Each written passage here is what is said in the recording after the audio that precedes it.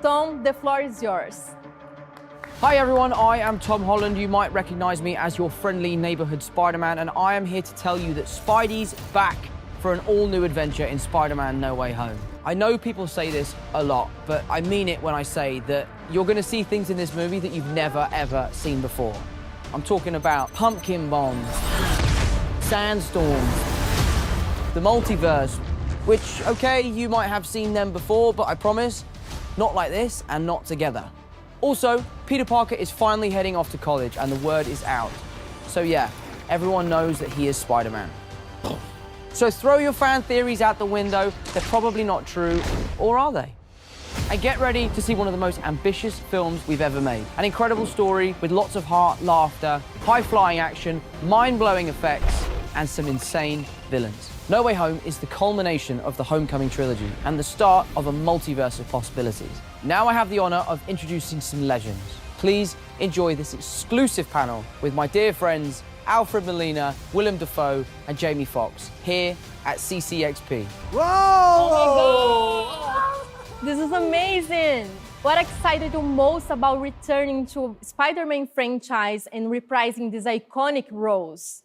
You know what, I was excited knowing Amy for years, man, and knowing what she's done with this franchise, and she was explaining to me it was gonna be hot, you know, and I didn't have to be blue and things like that as far as my character was concerned, so you're gonna be a little more hip and whatever like that, and I get a chance to hang out with these... What are you looking at me? You told me, these incredible thespians. But I mean, to walk on set, man, and to see these guys, I literally like bowed to them, and we just been having a ball. Willem, how about you? Willem? You know, when I heard it, I thought, wow, that's pretty nutty. I got speared pretty good in the first film, but I thought, okay, they can figure out a way to bring me back. But it was really the pitch. And like Jamie, I know Amy's history. She walked me through it, and then John, the director, kind of pitched the whole idea before I read a script, and it sounded like a lot of fun and a good solution. And then when we went deeper into it, I liked the idea that I was returning to something that was same but different. It's a return to something I did before with that kind of history, but there's a spin on it, and that appealed to me. Alfred? For me, it's just about the money. Oddly enough, Willem and I were kind of joshing the other day about how 20 years since his first Green Goblin, 17 years since my first time as Doc Ock, and these are the longest options that a studio has ever exercised on actors. You know, it's like we've been waiting.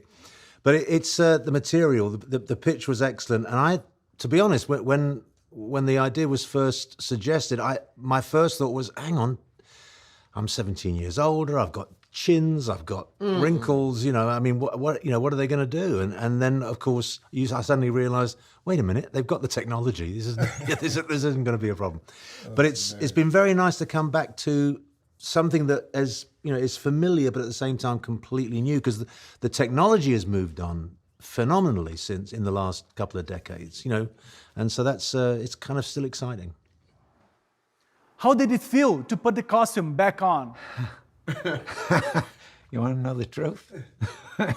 Nobody knows how uncomfortable those costumes are. But they look good. We are actors. You forget about the discomfort, and, you know, it's part of it. But the costumes are much more comfortable than they were before. I remember the initial fitting to create the costume for the Green Goblin. I stood there for 8 hours, and they put different preformed pieces on me. Now, they scan me, and they can design it, and then make the costume, and then try it on me. It's a huge leap in the technology. And they're more flexible. We can do more things with them. Also, I don't know how much we want to fool with spoilers, but... Oh, we love spoilers. The look's a little different. Old Norman and the Goblin are further down the line, and they have a few more tricks up their sleeve. So it's not an exact... there have been upgrades on the costume, let's say.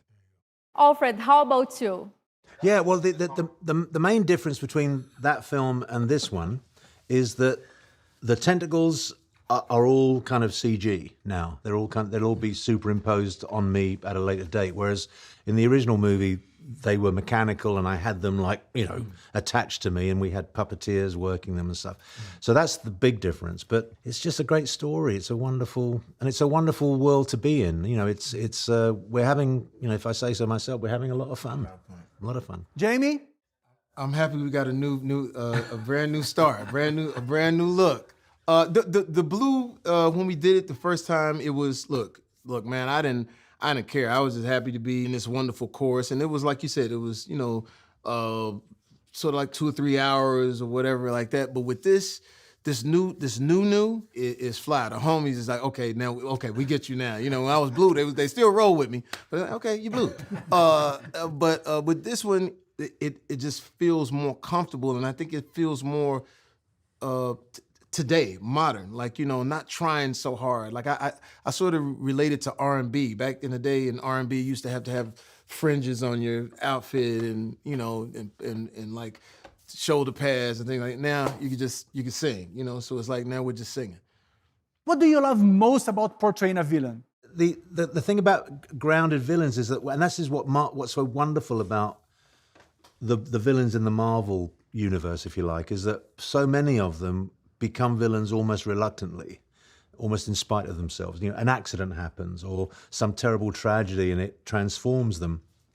And that's what makes them very playable, because it's not just mustache twirling. There's some real depth to it, and that's what makes them interesting. I mean, in a lesser environment, us as villains, we would just be functionaries. Mm-hmm.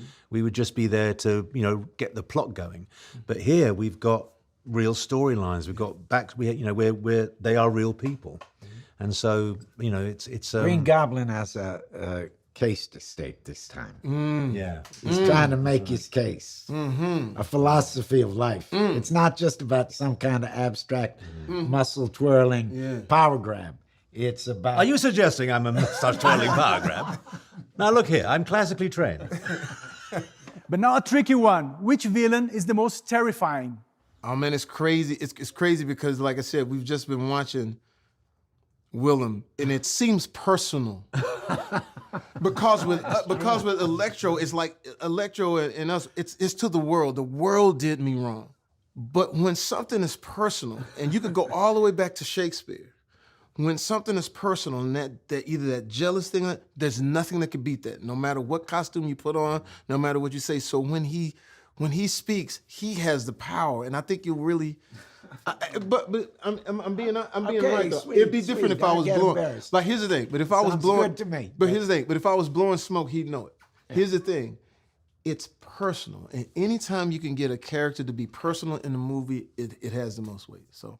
CCXP is a fan event. Is there anything you'd like to say to your Brazilian fans? Well, I mean, if I may speak purely for myself, I think there is, at some level, because we're professional people, there is some level where we don't want to let them down. We want to give them something that is going to be worth their while. But the fact that a huge percentage of the audience are comic book fans who know this world, they love the detail, they love the kind of the inside baseball of it all. I think that's important to us as well, because we don't want to disappoint that side of the storytelling either. And so I think it's a sort of symbiotic relationship, really. They give us the chance to give them what they want, and that's I got to tell you, it's just so much fun. Whoa! Thanks, guys. Thank you. Thanks.